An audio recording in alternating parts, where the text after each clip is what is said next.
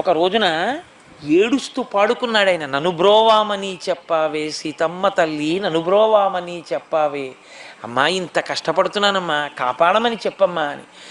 ఆయన బాధ ఓర్వలేక సీతమ్మ తల్లి వెళ్ళి, ఏమండే అంత ఏడుస్తున్నాడే మహానుభావుడు, అంతటి భక్తి తత్పరుడే, అంత కష్టపడి ఆలయం కట్టాడే, అటువంటి వాణ్ణి ఎందుకు అంత బాధ పెడుతున్నారు, ఎందుకు రక్షించరు ఆ రామదాసు గారిని అడిగితే రాముడు అన్నాడు, సీత నాకు కూడా గుండెలు అవిసిపోతున్నాయి రామదాసు కష్టం.